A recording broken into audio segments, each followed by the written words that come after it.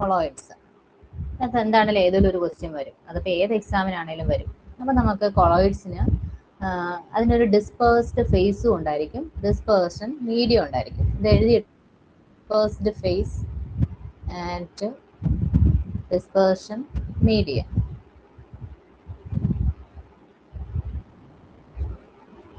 പിന്നെ നമ്മളത് പഠിക്കേണ്ട എക്സാമ്പിൾ പഠിക്കണം.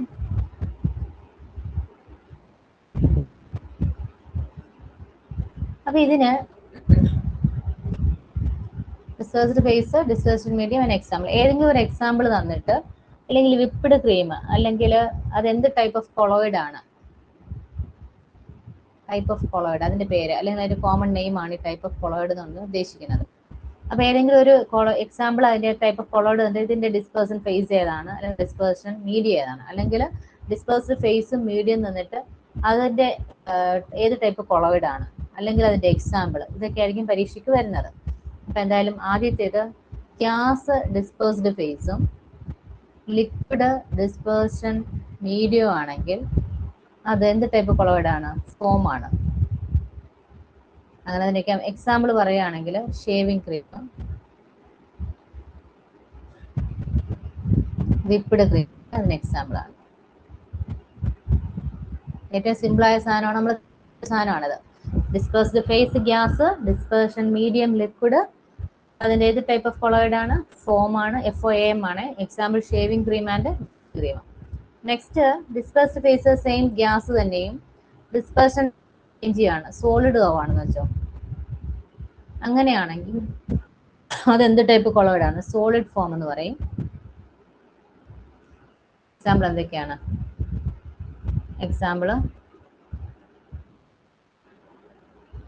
ഫിമിക് സ്റ്റോൺ, എയറേറ്റഡ് ബ്രെഡ്.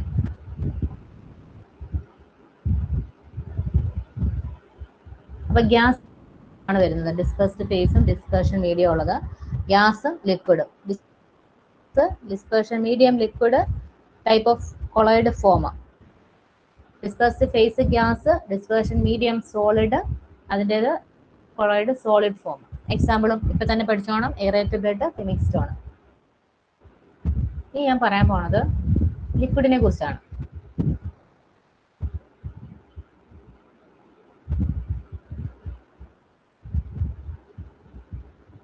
ലിക്വിഡിന്റെ 3 ടൈപ്പ്.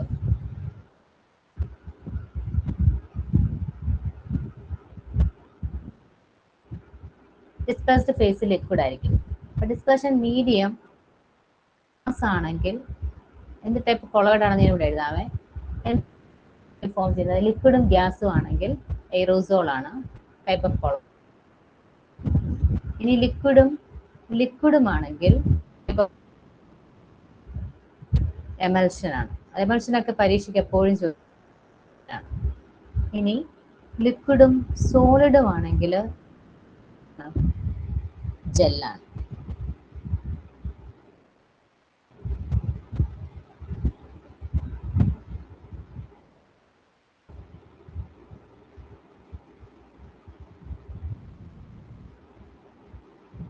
നമ്മൾ ലിക്വിഡിനെ കുറിച്ചാണ് പറയുന്നത്. ഡിസ്പേഴ്സ്ഡ് ഫേസും ഡിസ്പേർഷൻ മീഡിയം ഗ്യാസും ആണെങ്കിൽ അത് എന്ത് ടൈപ്പ് കൊളോയിഡ് ആണ്, എയറോസോൾ. ലിക്വിഡും ആണെങ്കിൽ എമൽഷൻ, ലിക്വിഡും സോളിഡും ആണെങ്കിൽ ജെല്ല്. ഇനിയൊക്കെ ഇതിനൊക്കെ എക്സാമ്പിൾ പറയുകയാണെങ്കിൽ എയറോസോൾ, ഫോഗ്, മിസ്റ്റ്, കേട്ടോ, ക്ലൗഡ്. Emulsion milk,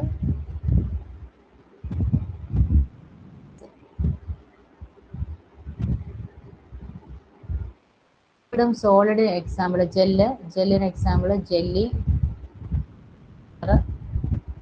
cheese. ഇതാണ് ലിക്വിഡിന്റെ different dispersed phase and dispersion medium.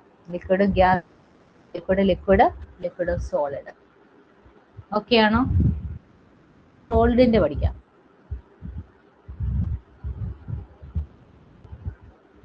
ഓക്കെയോ?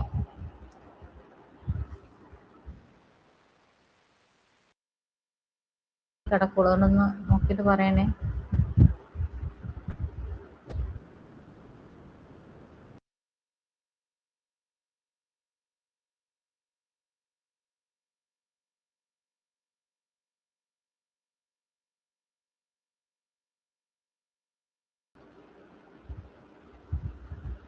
Okay ആണോ? എഴുതിയോ?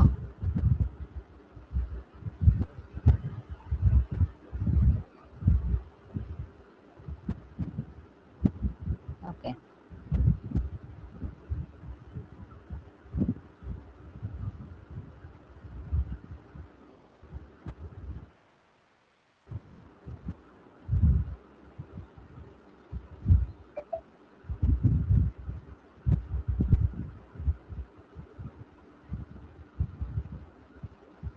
നമുക്ക് സോളിഡിലേക്ക് കിടക്കാം. ഫസ്റ്റ് ഫേസ് എല്ലാം സോളിഡ് ആണ്. മീഡിയം ചേഞ്ച് ആവുകയാണ്. സോളിഡും ഗ്യാസും ആണ് വരുന്നതെങ്കിൽ എയറോസോൾ തന്നെയാണ്. പക്ഷെ അപ്പോൾ ഒരു വ്യത്യാസമുണ്ട്. എക്സാമ്പിളിന് ഒരു വ്യത്യാസം വരും. Smoke, dust. ഈ സോളിഡും ലിക്വിഡും ആണെങ്കിൽ സോൾ എന്നാണ് പറയുന്നത്.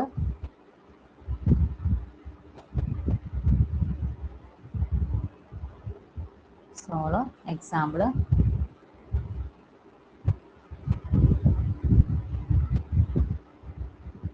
Paint,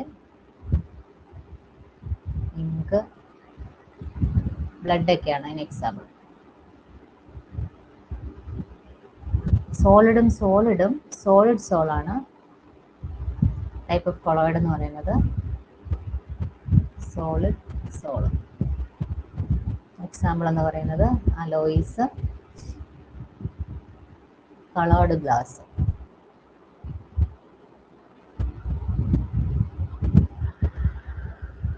okay.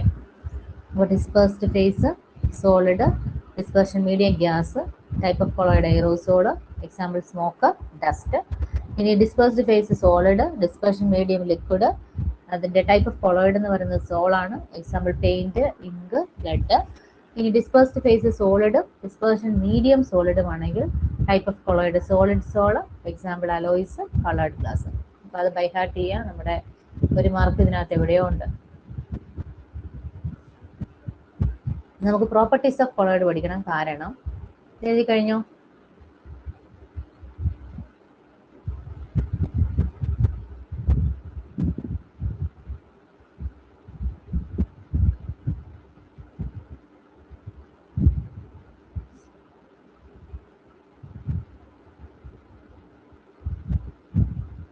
കഴിയുമ്പോൾ പറയണേ.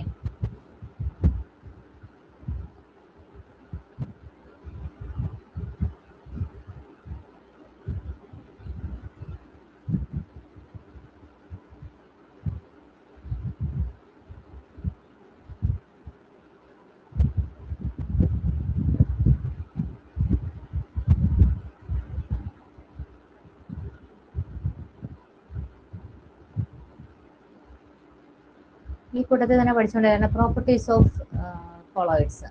അതിനകത്ത് 1-2 പോയിന്റ് ആണ് എപ്പോഴും പരീക്ഷയ്ക്ക് ചോദിക്കാറുള്ളത്. അപ്പോൾ അത് നമ്മുടെ എക്സാം പോയിന്റ് ഓഫ് വ്യൂവിൽ അതൊന്ന് നോട്ട് ചെയ്ത് വെച്ചേക്കാം.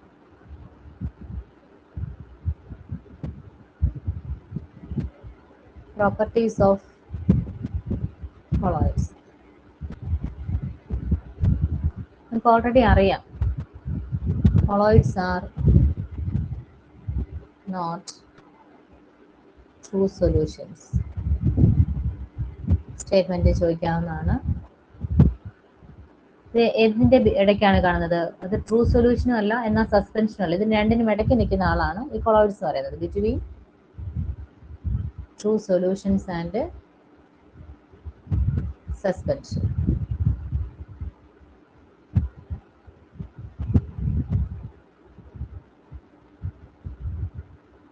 ഇതിന്റെ പ്രത്യേകത,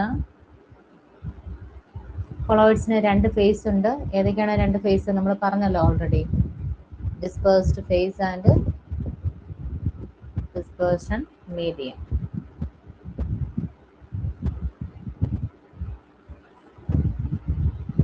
dispersion medium.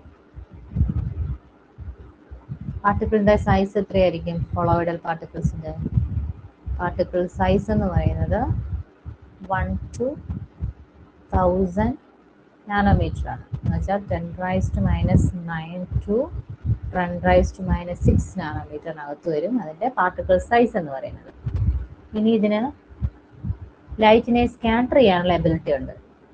Scattering of light, അതിനെന്താ പറയുക?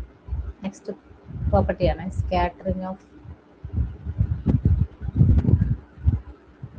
ലൈറ്റ് ബൈ കൊളോയിഡൽ സൊല്യൂഷനകത്തൂടെ ലൈറ്റ് കടന്നു പോകുമ്പോൾ സ്കാറ്ററിങ് വരും. കാരണം ലൈറ്റ് കൊളോയിഡൽ പാർട്ടിക്കിൾസിനെ തട്ടി തെറിച്ചു പോകുന്നതാണ്. കൊളോയിഡൽ പാർട്ടിക്കിൾസ്, അതിൻ്റെ ഒരു പേര് പറയും ടിൻഡൽ എഫക്റ്റ്. അപ്പൊ എന്ത് പ്രോപ്പർട്ടിയാണുള്ളത്? ടിൻഡൽ എഫക്റ്റ് നമ്മുടെ കൊളോയിഡൽ സൊല്യൂഷൻസിനുണ്ട്. അപ്പൊ ആദ്യത്തെ പ്രോപ്പർട്ടീസ് ഒക്കെ എഴുതിയോ? Colloids are not true solutions between the solution and suspension. രണ്ട് ഫേസ് ഉണ്ട്, dispersed phase and dispersion medium. Particle പറയുന്നത് ഏകദേശം അപ്രോക്സിമേറ്റ്ലി 1 to 1000 നാനോമീറ്റർ ആണ്. എന്ന് വെച്ചാൽ 10⁻⁹ -9 10⁻⁻6 നാനോമീറ്ററിന് ഇടയ്ക്ക് വരും. പിന്നെ ഇതിന് മറ്റൊരു പ്രോപ്പർട്ടി ഉണ്ട്. എന്താണ് ഇതെന്ന് പറഞ്ഞാൽ? ഈ പറഞ്ഞ പോലെ ഇത് ട്രൂ സൊല്യൂഷൻ അല്ല, എന്ന് പറഞ്ഞാൽ ഹോമോജീനസ് നേച്ചർ അല്ല. എന്ത് നേച്ചറാന്ന് പറയാൻ നമുക്ക്? ഹെട്രോജീനസ് നേച്ചർ ആണ്. ആർക്ക്? ഹെറ്ററോ നേച്ചർ ആണ് നമ്മുടെ കൊളോയിഡ്സിനും ഉള്ളത്. പിന്നെ പാർട്ടിക്കിൾ സൈസ് നമ്മൾ ഓൾറെഡി പറഞ്ഞു 1 to 1000 നാനോമീറ്റർ ആണ്. പിന്നെ ഇതിന്റെ ലൈറ്റിനകത്തുള്ള കൊളോയിഡൽ പാർട്ടിക്കിൾസ് ലൈറ്റിനെ സ്കാറ്റർ ചെയ്ത് വിടുന്ന പ്രോപ്പർട്ടി ഉണ്ട്. അതിനെ നമ്മൾ ടിൻഡൽ എഫക്റ്റ് എന്ന് പറയും. പിന്നെ നെക്സ്റ്റ് പ്രോപ്പർട്ടിയാണ് ഇവിടെ തന്നെ നെക്സ്റ്റ് പ്രോപ്പർട്ടിയാണ് സിക്സാഗ് റാൻഡം മോഷൻ. അതിനെ നമ്മൾ ബ്രൗണിയൻ മൂവ്മെന്റ് എന്ന് പറയും. ഇതിന് മറ്റൊരു പ്രോപ്പർട്ടി, ഇപ്പൊ ടിൻഡൽ എഫക്റ്റ് പോലെയുള്ള മറ്റൊരു പ്രോപ്പർട്ടിയാണ് Brownian movement, Brownian motion. Brownian movement എന്ന് പറഞ്ഞാൽ അതിന്റെ സിക്സാഗ് ഓർഡറിൽ കൊളോയിഡ് പാർട്ടിക്കിൾസിന്റെ കൊളിഷൻ നടക്കുന്നതിനെയാണ് നമ്മൾ സിക്സാഗ് റാൻഡം മോഷൻ, അതിനാണ് ബ്രൗണിയൻ മൂവ്മെന്റ് എന്ന് പറയുന്നത്. സിക്സാഗ് റാൻഡം മോഷൻ അങ്ങനെ ഇട്ടാൽ മതി. അത് അതിന്റെ നെക്സ്റ്റ് പ്രോപ്പർട്ടിയാണ്. Next is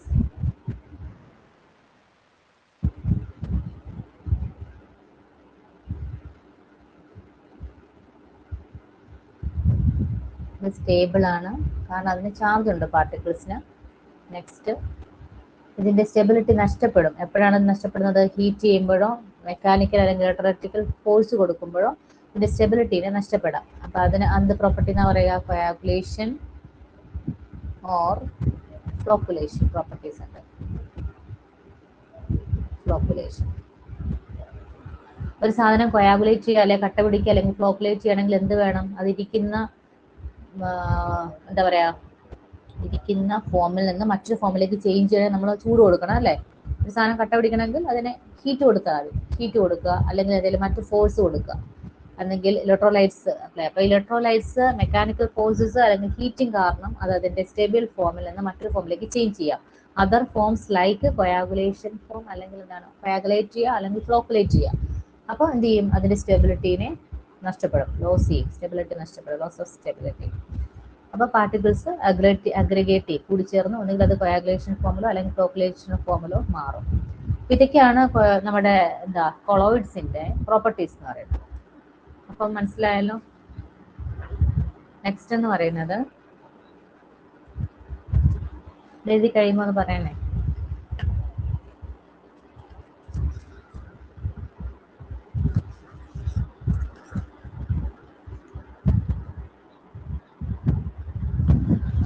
എഴുതി കഴിഞ്ഞോ?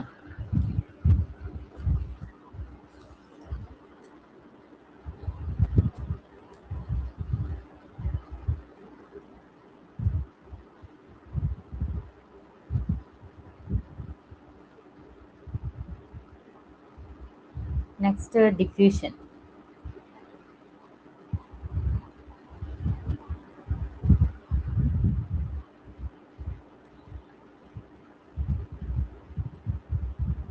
ഡിഫ്യൂഷൻ നമ്മൾ എപ്പോഴും പഠിച്ചിട്ടുള്ള ഒരു സാധനമാണ്, അതിന് മുന്നേ പഠിച്ചിട്ടുള്ളതാണ്. ഹയർ കോൺസെൻട്രേഷനിൽ നിന്ന് ലോവർ കോൺസെൻട്രേഷനിലേക്ക് മോളിക്യൂൾ പാസ് ചെയ്യുന്നതിനാണ് നമ്മൾ എന്താ പറയുക? ഡിഫ്യൂഷൻ എന്ന് പറയുന്നത്. So passive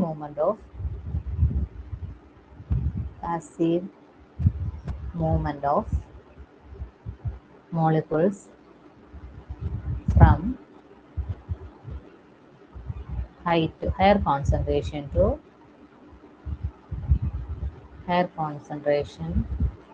to lower concentration. അത് വിളിക്കുന്നത് ഡിഫ്യൂഷൻ എന്ന് പറയുന്നത്. അതിൻ്റെ യൂണിറ്റ് എന്താണ്? Metre square per second. Diffusion coefficient എന്ന് പറയുന്നത് metre per second.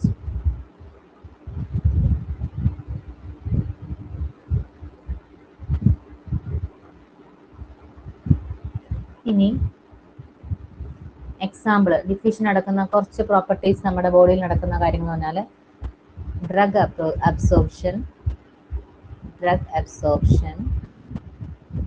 Across membranes.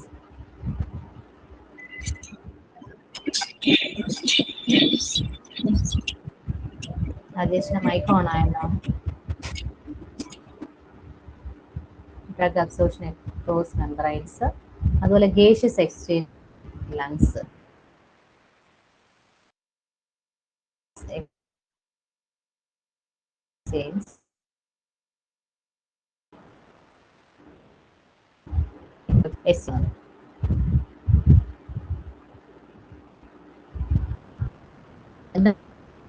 Concentrated ആയിട്ട് ഏരിയയിൽ നിന്ന് ലോവർ കോൺസെൻട്രേഷനിലേക്ക് മോളിക്കൾ മൂവ്മെന്റ് അല്ലെങ്കിൽ പാസ് ചെയ്ത് പോകുന്നതാണ് നമ്മൾ ഡിഫ്യൂഷൻ എന്ന് പറയുന്നത്. അപ്പോൾ അത് അതിന്റെ യൂണിറ്റ് എന്ന് പറയുന്നത് മീറ്റർ സ്ക്വയർ പെർ സെക്കൻഡ് ആണ്. അപ്പോൾ നമ്മുടെ ബോഡിയിൽ നടക്കുന്ന രണ്ട് ഫംഗ്ഷൻസ് ഇതിന് എക്സാമ്പിൾ ആണ്. ഡിഫ്യൂഷൻ വേയിലാണ് നടക്കുന്നത്. ഒന്ന് ഡ്രഗ് അബ്സോർപ്ഷൻ, നമ്മുടെ മെംബ്രെയിനിൽ കൂടി നടന്നു പോകുന്നതിന് എക്സാമ്പിൾ ആണ്. അതുപോലെ ലങ്സിൽ ഗേഷ്യസ് ട്രാൻസ്പോർട്ട് അല്ലെങ്കിൽ ഗേഷ്യസ് എക്സ്ചേഞ്ച്, ഓക്സിജൻ കാർബൺ ഡൈ ഓക്സൈഡിന്റെ ട്രാൻസ്പോർട്ട് നടക്കുന്നത് ഡിഫ്യൂഷൻ വഴി.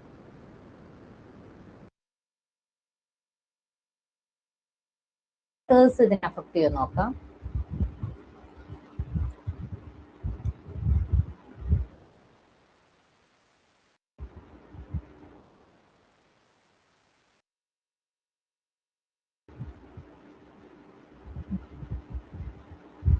എന്തൊക്കെ ഫാക്ടേഴ്സ് അഫക്ട് ചെയ്യും? ഒന്ന് ടെമ്പറേച്ചർ കൂടുമ്പം എന്ത് സംഭവിക്കും? ഡിഫ്യൂഷനും കൂടും. അതുപോലെ എന്ത് സംഭവിക്കും? ഡിഫ്യൂഷൻ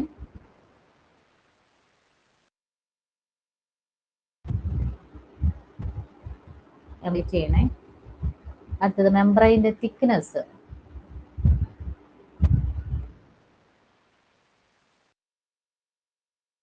കുറയുമ്പം, ഡിക്രീസ് ചെയ്യുമ്പം എന്ത് സംഭവിക്കും? ഡിഫ്യൂഷനും കുറയും. നെക്സ്റ്റ് സർഫസ് ഏരിയ എന്ത് ചെയ്യും? സർഫസ് ഏരിയ കൂടുമ്പം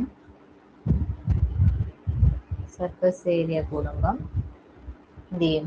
ഡിഫ്യൂഷനും കൂടും. അപ്പോൾ ടെമ്പറേച്ചർ കൂടുമ്പം ഡിഫ്യൂഷൻ കൂടും, മോളിക്കുലർ വെയിറ്റ് കുറയുമ്പം നമ്മുടെ ഡിഫ്യൂഷൻ കൂടും. പിന്നെന്താണ്?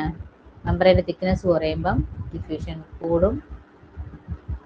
ഡിഫ്യൂഷൻ കുറയുവാണ്. മെംബ്രെയിന്റെ തിക്നെസ് കുറയുമ്പം ഡിഫ്യൂഷൻ കുറയും. സർഫസ് ഏരിയ കൂടുമ്പം ഡിഫ്യൂഷൻ കൂടും. എഴുതിയോ?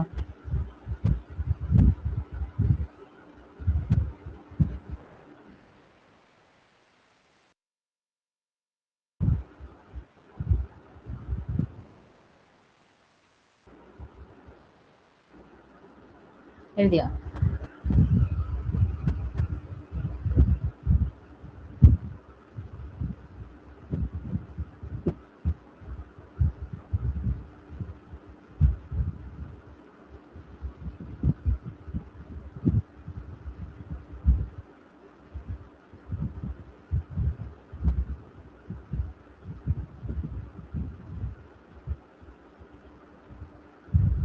സർഫസ് ഏരിയ കൂടുമ്പോഴാണോ ഡിഫ്യൂഷൻ കൂടുന്നത്? കൂടുമല്ലേ സർഫസ് ഏരിയ?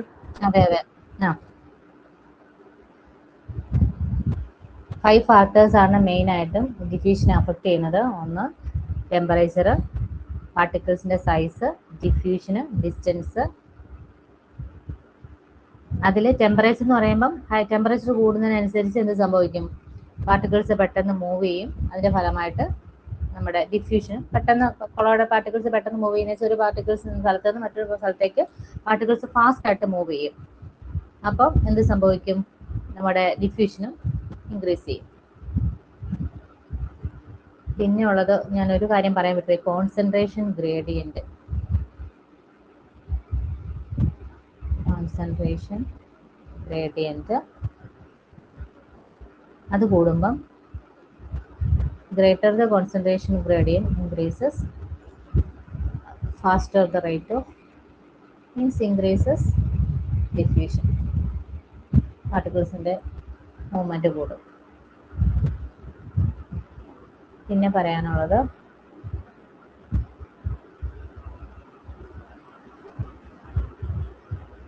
സർഫസ് ഏരിയ കൂടുമ്പോൾ എന്ത് സംഭവിക്കും?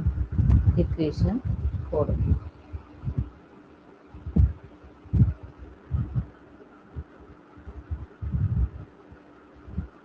മോളിക്കുലാർ വെയിറ്റിന്റെ കാര്യം നമ്മൾ ഓൾറെഡി പറഞ്ഞു. മോളിക്കുലാർ വെയിറ്റ് കുറയുമ്പം ഡിഫ്യൂഷൻ കൂടും. ഇനി അത് പറയാൻ വിട്ടുപോയ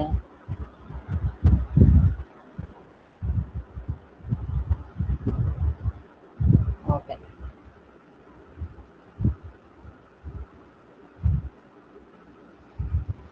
ഇത് കഴിഞ്ഞല്ലോ അല്ലേ?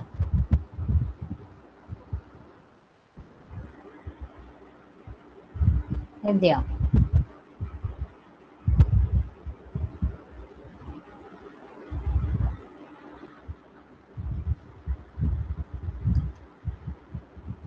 പറയാം. കോൺസെൻട്രേഷൻ ഗ്രേഡിയന്റ് കൂടുമ്പം, കോൺസെൻട്രേഷൻ ഗ്രേഡിയന്റ് പറഞ്ഞാൽ ഹയർ കോൺസെൻട്രേഷനിൽ നിന്ന് ലോവർ കോൺസെൻട്രേഷനിലേക്ക് വരുന്നത്. ആ കോൺസെൻട്രേഷൻ ഗ്രേഡിയന്റ് കൂടുമ്പോൾ എന്ത് സംഭവിക്കും? greater the concentration greater the concentration greater the difference in concentration between two regions. അത് വെച്ചാൽ നമ്മുടെ ഹയർ ഏരിയയിൽ നിന്ന് ലോവർ റീജിയനിലേക്ക് കോൺസെൻട്രേഷൻ ബിറ്റ്വീൻ ടു റീജിയൻസ്. ഞാൻ എൻ്റെ എക്സ്പാൻഷൻ എഴുതുന്നേ ഉള്ളൂ, അല്ലാതെ എഴുതി വെക്കണ്ട കേട്ടോ, നിങ്ങൾക്ക് അറിയാൻ വേണ്ടി എഴുതുന്നേ ഉള്ളൂ. അപ്പം മൂവ്മെന്റ്സ് എന്ത് ചെയ്യും? രണ്ട് ഏരിയൻ കോൺസെൻട്രേഷൻ വ്യത്യാസം വരുന്നതനുസരിച്ച് ഹയർ റീജിയണിൽ നിന്ന് എന്ത് സംഭവിക്കും? The particle will diffuse. The particle will diffuse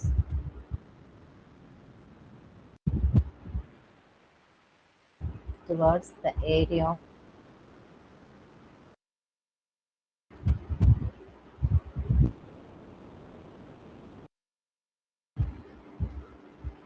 ഒന്നുമില്ല, രണ്ട് കോൺസെൻട്രേഷന് ലോവർ കോൺസെൻട്രേഷൻ. അപ്പൊ അതിന്റെ ആ ഡിഫറൻസ് കൂടുന്നതിനനുസരിച്ച് പാർട്ടിക്കിൾസ് പെട്ടെന്ന് ഒരു റീജിയനിൽ നിന്ന് മറ്റൊരു റീജിയനിലേക്ക് ഫാസ്റ്റ് ആയിട്ട് പോകും. എന്ന് വെച്ചാൽ ഒരു റീജിയനിൽ ഇപ്പൊ നമ്മൾ ഉപ്പ് സൊല്യൂഷൻ കൂടുതലായിട്ട് ഒരു റീജിയനിൽ കിടക്കുകയാണ്, മറ്റേ സ്ഥലത്ത് കുറവാണ്. അപ്പൊ എത്ര കോൺസെൻട്രേഷൻ ഗ്രേഡിയന്റ് കൂടുന്നോ, എന്നുവെച്ചാൽ ഒരു സ്ഥലത്ത് 1 കിലോ ഉപ്പ് കലക്കി വെച്ചിട്ടുണ്ട്, ഇപ്പുറത്ത് 1 ഗ്രാമേ ഉള്ളെങ്കിൽ ആ കോൺസെൻട്രേഷൻ ഗ്രേഡിയന്റ് കൂടുതലുള്ള എവിടെ ആയിരിക്കും? കൂടുതൽ 1 കിലോ ഉപ്പ് കലക്കിയെടുത്തായിരിക്കും. അപ്പൊ ആ ഉള്ള ഏരിയയിൽ നിന്ന് പെട്ടെന്ന് 1 ഗ്രാമുള്ള റീജിയനിലേക്ക് പാർട്ടിക്കിൾസിന് മൂവ് ചെയ്യാൻ അട്രാക്ഷൻ കൂടുതലായിരിക്കും. അപ്പൊ ഫാസ്റ്റ് ആയിട്ട് ലോവർ റീജിയനിലേക്ക് അത് മൂവ് ചെയ്യുന്നതാണ് ഉദ്ദേശിച്ചത്. കിലോഗ്രാം ഉള്ളിടത്തുനിന്ന് പെട്ടെന്ന് ഇല്ലാത്ത സ്ഥലത്തേക്ക് ഈ കോൺസെൻട്രേഷൻ ഗ്രേഡിയന്റ് ഡിഫറൻസ് അനുസരിച്ച് ഫാസ്റ്റ് ആയിട്ട് പാർട്ടിക്കിൾസ് മൂവ് ചെയ്യും. അത്രയാണ് ഉദ്ദേശിക്കുന്നത്. അതിന് എക്സ്പാൻഷൻ പഠിക്കണമെന്നില്ല. കോൺസെൻട്രേഷൻ ഗ്രേഡിയന്റ് കൂടുന്നതനുസരിച്ച് ഡിഫ്യൂഷൻ ഓൾസോ ഇൻക്രീസസ്.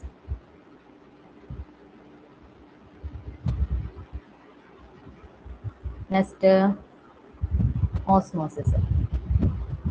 ഓസ്മോസിസും ഇതിന്റെ ഒരു ചെറിയ ഡിഫറൻസേ ഉള്ളൂ. എന്താണ്? ഇടയ്ക്ക് ഒരു സെമി പെർമിയബിൾ മെമ്പറൈൻ വരുമെന്നേ ഉള്ളൂ, ബാക്കിയെല്ലാം കണക്കാ മീൻസ് സെയിം ആണ്.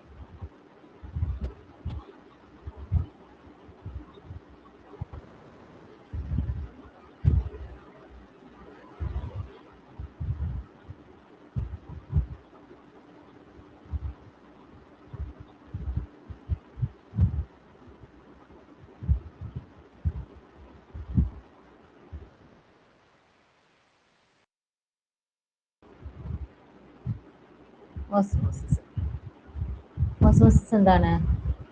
ഓഫ്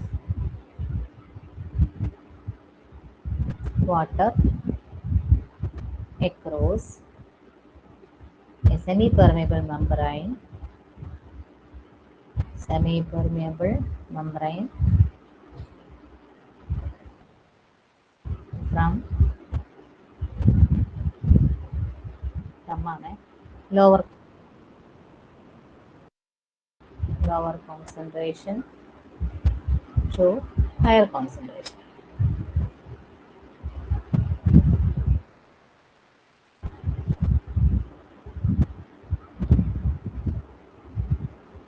എഴുതിയോ?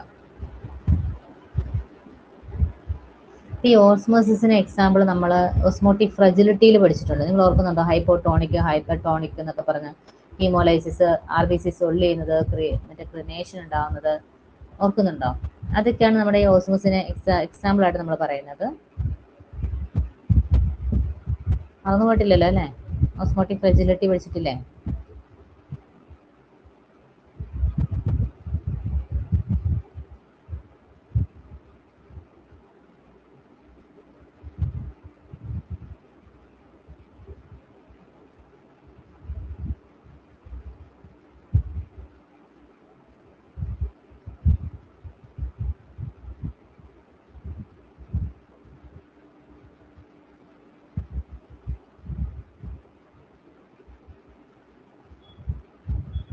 അപ്പൊ നമുക്ക് ഫാക്ടേഴ്സ് അഫക്റ്റിംഗ് നോക്കാം. ഇത് എഴുതി കഴിഞ്ഞോ?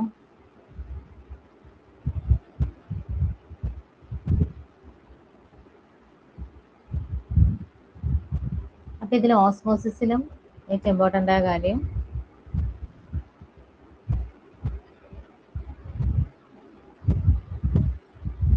ഞാൻ നേരത്തെ പറഞ്ഞു, ഇത് രണ്ടും സെയിം ആണെന്ന് പറഞ്ഞല്ലേ. അപ്പോൾ കോൺസെൻട്രേഷൻ ഗ്രേഡിയൻറ്റും സെയിം ആയിരിക്കും. എന്ന് വെച്ചാൽ രണ്ട് റീജിയൻ തമ്മിലുള്ള ഗ്രേഡിയൻറ്റ് കൂടുമ്പോൾ എന്ത് സംഭവിക്കും? ഓസ്മോസിസ് കൂടും.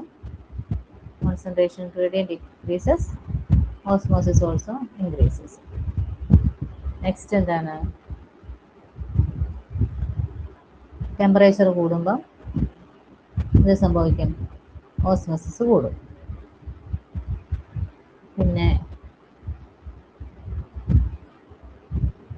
പിന്നെന്താണ്?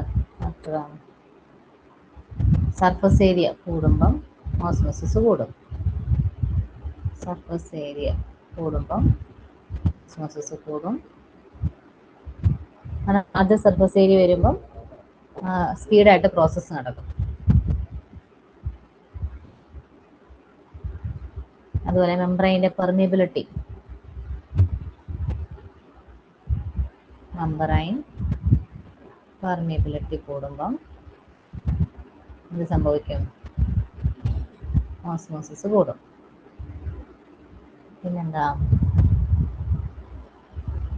ഗ്രേഡിയൻ്റ് ആയി, മെംബ്രെയിൻ പെർമിയബിലിറ്റി ആയി, ടെമ്പറേച്ചർ ആയി, സർഫസ് ഏരിയ ആയി. മെംബ്രെയിൻ്റെ തിക്നെസ് കുറയുന്നതിനനുസരിച്ച് മെംബ്രെയിൻ തിക്നെസ് ഡിക്രീസ് ചെയ്യുമ്പോൾ എന്ത് സംഭവിക്കും? ഓസ്മോസിസ് കൂടും.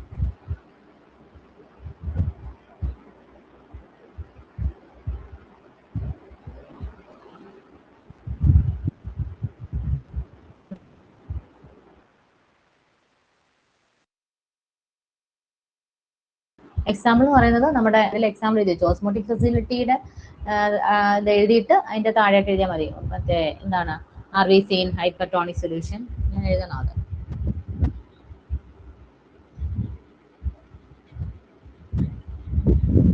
എന്താ നമുക്ക് എഴുതാൻ പറ്റുന്ന ഇപ്പം എക്സാമ്പിളായിട്ട്? വേണമെങ്കിൽ നമുക്ക് ഓസ്മോട്ടിക് ഫെസിലിറ്റി ടോപ്പിക് ഓർക്കുള്ളൂ. ഓസ്മോട്ടിക് ഫെസിലിറ്റി ടെസ്റ്റ് ഓർക്കുന്നുണ്ടല്ലോ അല്ലേ? അതിൽ നമുക്ക് ഫസ്റ്റ് എന്താ പറയാ? RBC in hypertonic solution. RBC hypertonic സൊല്യൂഷനിൽ ഇടുമ്പം എന്തായിട്ടാണ് മാറുന്നത്? ക്രിനേറ്റ് ചെയ്യും അല്ലേ? ക്രിനേറ്റഡ്, RBC ക്രിനേഷൻ ആയിട്ട് മാറും. Next RBC in hypotonic solution ഇടുമ്പോൾ എന്താ സംഭവിക്കുന്നത്? ഹൈപ്പോട്ടോണിക് സൊല്യൂഷൻ ഇടുമ്പോൾ ഹീമോലൈസിസ്, അത് ബൾജ് ചെയ്ത് പൊട്ടിപ്പോകുന്നൊക്കെ ഓർക്കുന്നുണ്ടല്ലോ, പഠിപ്പിച്ചത്. അപ്പം അത് രണ്ടും ഇതിനെ എക്സ്പ്ലോട്ട് എടുക്കാം. ഹൈപ്പർട്ടോണിക് എഫക്റ്റുകളാണ് ഓസ്മോസിസിന് എക്സാമ്പിളായിട്ട് വരുന്നത്. ഓക്കെ, അപ്പം എനിക്കിപ്പോൾ ഒരു ക്ലാസ് ഉണ്ട്. അപ്പം ഞാൻ നാളെ നമുക്ക് കുറച്ചുകൂടെ നേരത്തെ തുടങ്ങാം, 9:00 ആകുമ്പോൾ തുടങ്ങാം. കാരണം നമുക്ക് പ്രശ്നങ്ങളുണ്ട്, അതൊന്ന് വർക്കൗട്ട് ചെയ്ത് തീർക്കണം. ഹൈപ്പർട്ടോണിക് സൊല്യൂഷനിൽ എന്തായിരുന്നു? ഹൈപ്പർട്ടോണിക് സൊല്യൂഷനിൽ RBC എന്ത് ചെയ്യും? പ്രിമേറ്റ് ചെയ്ത് പോകും, ചുളിഞ്ഞു പോകും. കാരണം നമ്മൾ എന്താ പറയാ, ഹൈപ്പർട്ടോണിക്കിൽ ഇടുമ്പോൾ എന്താ സംഭവിക്കുന്നത്? ഇതിന്റെ സോൾട്ട് കോൺസെൻട്രേഷൻ കുറയും. അത് എന്ത് ചെയ്യും പറയാ, വീർത്ത് വന്നിട്ട് ലൈസ്ഡ് ആയി പോകും. മറ്റേ എന്താ പറയുന്നത്, ഹൈപ്പർട്ടോണിക് എന്ന് പറഞ്ഞാൽ സോൾട്ടിന്റെ കോൺസെൻട്രേഷൻ കൂടുതൽ. അപ്പൊ നമ്മൾ ഉപ്പും സൊല്യൂഷനൊക്കെ ഇട്ട് വെച്ചാൽ എന്താ സംഭവിക്കുന്നത്? അതിന്റെ ഷേപ്പ് ഒക്കെ ചുളിഞ്ഞ് എന്തായിട്ട് മാറും? ഗ്രനേറ്റഡ് ആയിട്ട് മാറും. നമ്മുടെ വീട്ടിലെ കാര്യങ്ങളായിട്ട് കണക്ട് ചെയ്ത് പഠിച്ചാൽ മതി. എഴുതിയാ? ഹൈപ്പർട്ടോണിക് എന്താന്ന് മനസ്സിലായല്ലോ?